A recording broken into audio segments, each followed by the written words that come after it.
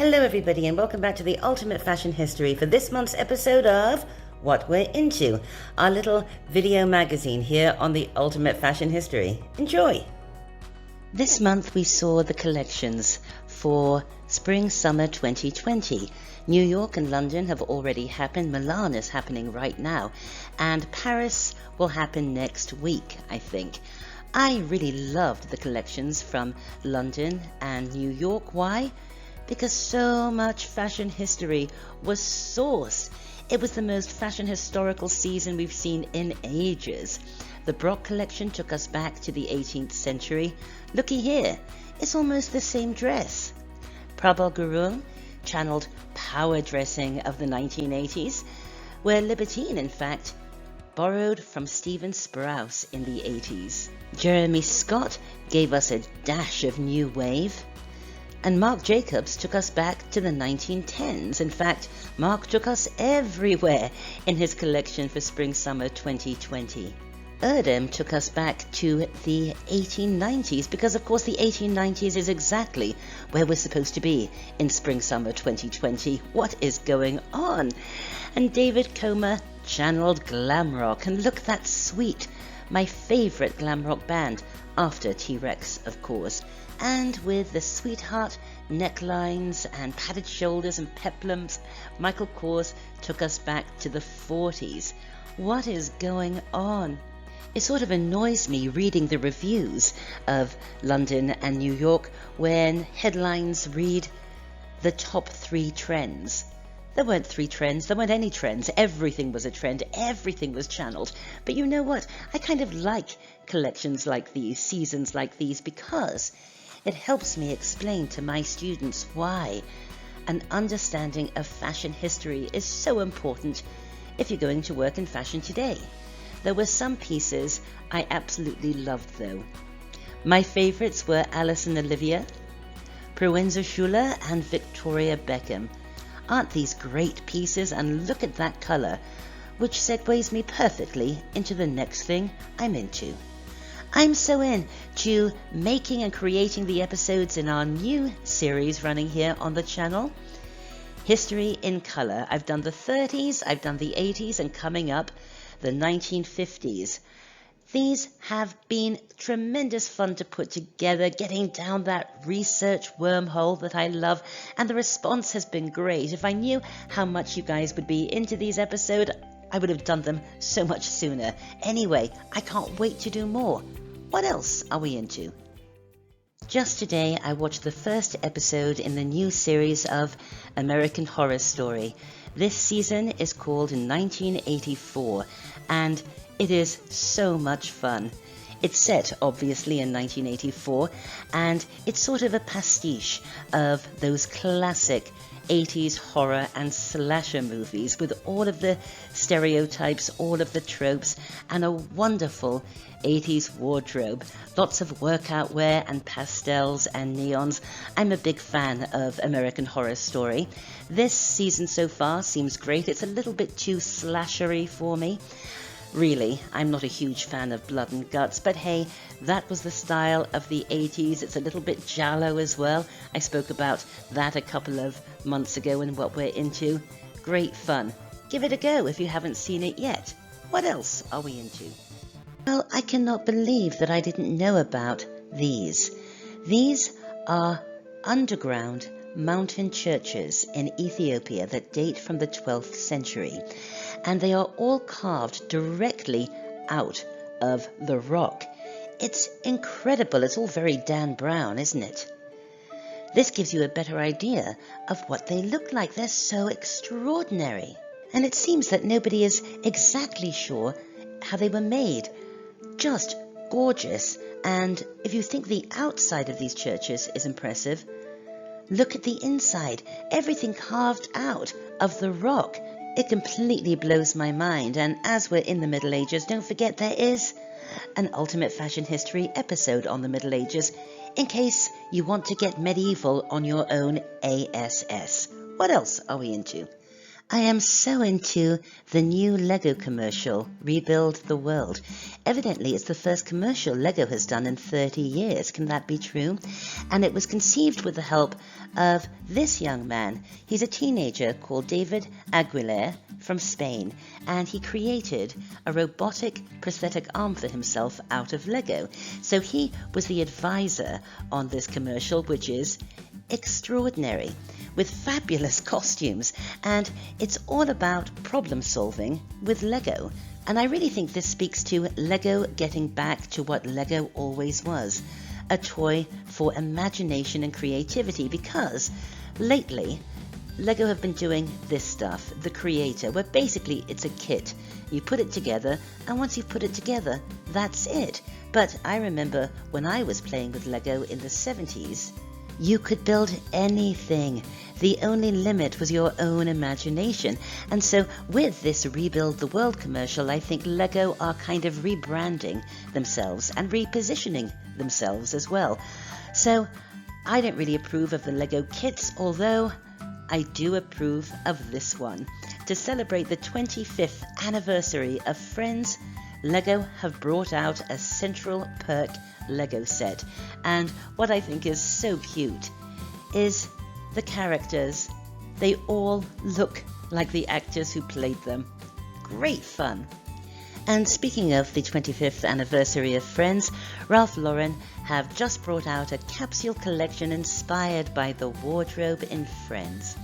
There's some pretty cool pieces in it. I was never really a fan of the 90s, so I'll probably be giving this a pass. However, there was one item I really liked, this animal print coat. I will not be buying it because it costs almost $3,000.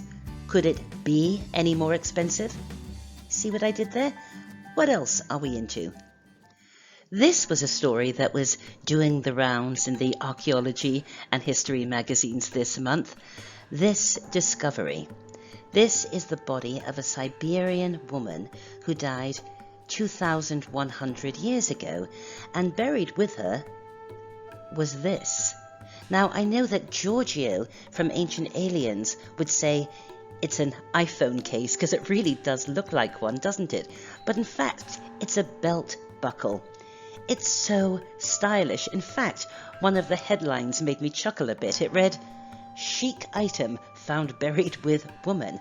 And it is chic, but in fact, ancient Siberians were kind of chic. Take a look at that. Look at that headdress. Anyway, I agree. This is a very chic belt buckle, and I can really see it working in the 70s, can't you? This month, Rupert and I rewatched the TV show Feud for about the 57th time, and it set us off on a frenzy for Joan Crawford movies, but later Joan, movies from the 50s and 60s, like Autumn Leaves, Possessed, and Sudden Fear. In all of these movies, she plays a woman with needs. A woman with needs. We actually had a viewing party with Ultimate Fashion History admin Tom, who came over to watch the holy grail of later Joan movies. Female on the Beach. She plays a woman with needs. This is the holy grail because it isn't streaming anywhere. I had to hunt down the DVD. And what I love about these later Joan Crawford movies is her wardrobe. So elegant, so tailored. I absolutely adore the way she looked in the 50s and 60s. Take a look at that. Tom and I were particularly intrigued by this outfit in Female on the Beach. It's sort of like Colonel Sanders from KFC goes on holiday. Quite extraordinary. But I also love her personal wardrobe from the 50s and 60s. So my current obsession with Joan made me re-listen to her lifestyle book, My Way of Life. I say listen to because she is narrating it herself, and you can listen to it on YouTube. It's fantastic. Yes, it's sort of chucklesome, but she actually gives some very good lifestyle advice. You can see on the cover of the book there, she is sitting in front of a commissioned portrait. There it is. If you don't know who it's by, I'm sure you can guess it's by Margaret Keane of the Big Eyes fame. Anyway, I love Joni so much this month. I love that portrait so much. I've made it the screensaver on my phone for September. Well, this month, the Maison&Objet trade fair happened in Paris. It's my favorite trade fair. I'm always looking at trade fair websites. I used to have to go to them all the time, fashion trade fairs. But I love Maison&Objet because it's furniture and homeware. And this year, there was so much gold. Gold was everywhere. Every exhibitor was doing something in gold. Yes, gold. It's indestructible. But this gold at Maison&Objet was opulent, filigree. It was incredible. Everywhere was going for gold. Look at that. Look at that clock. And I sort of got the impression, looking at all of this stuff, that we are possibly heading into neo-Hollywood Regency and moving away from earthy or boho or gypset, that kind of thing, moving towards opulence again. And you know I love all that. You know I love my Hollywood Regency. You know how much gold crap we've got in our living room, right? In saying that, one of my favorite ranges at Maison&Objet wasn't gold at all. This couch and these chairs, they're inflatable. They come from a company called Mojo. They aren't terribly expensive. I mean, they're less expensive than a chair you don't have to blow up.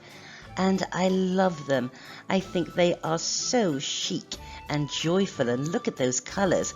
I also like how they sort of look like regular furniture covered in plastic, which we all know Joan would approve of. When you see these couches and these chairs like this, they don't look that impressive. It's when you see them in an actual room that they come alive. They almost look as if they're made out of glass, don't they? I love them. They wouldn't last a second in my house, though, what with Django and his incessant clawing. What else are we into? I am sure you have heard this news as well. The Devil Wears Prada is being turned into a Broadway musical, and it's going to be written evidently by Sir Elton John. I think this is a great idea for a musical. There's lots of opportunities for big production numbers, everybody singing and dancing and bustling around the offices as they put the book together, and of course, lots of opportunities for big diva ballads. I love it. Count me in. I am so into this contemporary New York artist called Liz Sweetbell. Now, as you probably know by now, I was an art history undergrad, and so although I'm no expert, I know what I like, and I love the work of Liz Sweetbell. She works in a variety of medium, work on paper, sculptures, installation art, and I think it is extraordinarily beautiful. It's ethereal, it's sort of haunting, and all of it is incredibly delicate. It just blows me away. As an art history undergrad, when we studied 20th century art, there was a phrase that we used a lot. It was this: art that has the presence of absence and the absence of presence. It's sort of a hard concept to get your head around as an undergrad. I wish that Liz Sweetbell had been around when I was an undergrad, because my professors could have just shown us some of Liz's beautiful, delicate work, and we would have got the concept completely. Now, I do see a lot of contemporary art, both in my travels and online, and I have to be honest, not much of it impresses me because a lot of it is so derivative, not Liz Sweetbell's work. She's the real deal, in my opinion. I'll put a link to her website in the description of this video so you can see some more of her incredible work. I'm absolutely crazy about it. What else are we into? How could I not be into this? Have you heard about this? It's called Drinkworks, and basically it's a Keurig for cocktails. You put your water in, and then you insert one of these little capsules, just like a Keurig coffee machine, But in this case, the capsules are classic cocktails, Mai Tais, old fashions, even gin and tonic. How could I not be into this? It ain't going cheap though. I think it retails at about $400, and I do not need another expensive thing to want. So why then am I into this Australian label called Bonita Collective? Oh my word, what beautiful clothes. I am nuts about it. These fabulous caftans with all of this beautiful embellishment. Now, I'm not going to lie to you, this stuff isn't cheap, but it's not as expensive as you might first think. When I visited their website and I saw the prices, my first thought was, could this be any more expensive? See what I did there? Again, friends, 25th anniversary. Yeah. The point is, the prices are in Australian dollars, which means they're much cheaper when you convert it all into US dollars. However, it's still pretty expensive, but Christmas is coming up. What else are we into? I'm into nepotism, always have been. Look who my father is. And I just want to tell you all about this new channel on YouTube called I Am Francisco Murillo. And Francisco Murillo is my stepdad, but his channel is great. It's about living in Palm Springs and the Palm Springs lifestyle.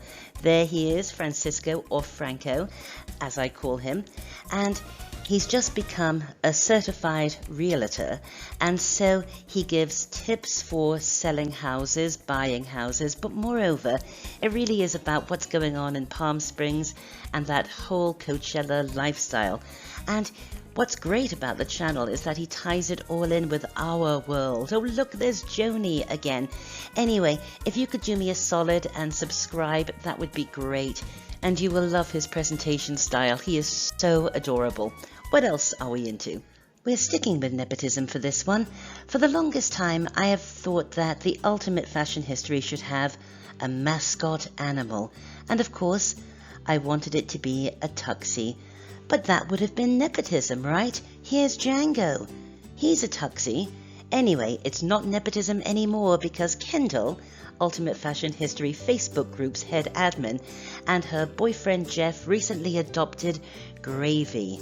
And so now the tuxie can be and is the official animal of the UFH. But really, I'm just doing all this because I really want to show you this picture of Gravy in her very space-age travel bag.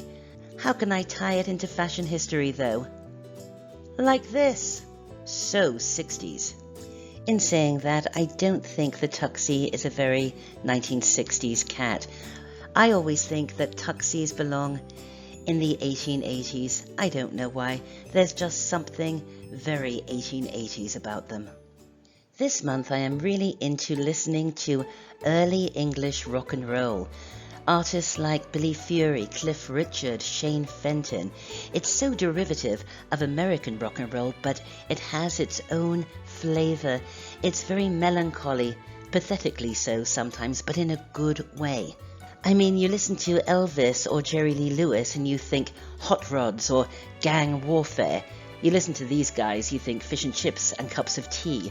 It's so sweet, and listening to all of this music has reminded me that I really have to put the narration on Britain before the Beatles in our Further Than Fashion series. All of the visuals are ready to go, and I still haven't put the narration on. The reason is because I actually presented this at a seminar or something in New York a couple of years ago, and I can't actually remember what I said, but I will work hard at remembering and put the narration on and get this to you soon. Now it's time for that 60 seconds of pure delight that I know you've been waiting for, what Annabelle's into. But guys, listen to this. There's a little twist. This time Annabelle did all of her visuals herself. She sourced all the images, she did the narration, she has headers. It is adorable. Considering she's 9 years old, she did a fantastic job. I mean, she's watched me doing this a million times, but it's really, really, really cute. You'll love it. Hello everybody, and welcome back to another episode of What? Annabelle's into. The first thing I'm into this month are sundew plants. They're really cool and you can get them in all shapes and sizes and on the internet. So cool. The next thing I'm into are hedgehogs. They're indeed my favorite animal and they're so cute. The next thing I'm into are cucamelons. They're really cool and they're like little watermelons, but they taste like cucumbers. They're delicious and they're tiny, and that's them next to a watermelon. The next thing I'm into is Django. He's so cute, I could explode. The next thing I'm into are pop art pots. They're really cool and really colorful, and yeah, they're just really cool. The next thing I'm into,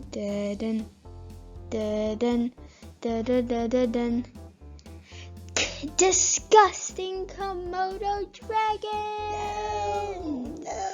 No. My stepmom is definitely terrified of them. But me, I'm just fine.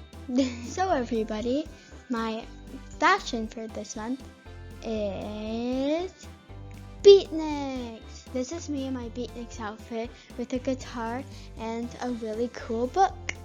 Beatniks are into poetry, jazz, bongos, existentialism. This is a lady in beatnik style and her name is Jen Seberg. Well, bye my fellow humans. I'll see you next month for some more juicy ideas. Bye. I'm not entirely sure that cat was actually Django, but it was in the spirit of Django. The food of the month is the cheese board. I am working very hard at creating the most perfect cheese board ever. This isn't it. I got this off Google.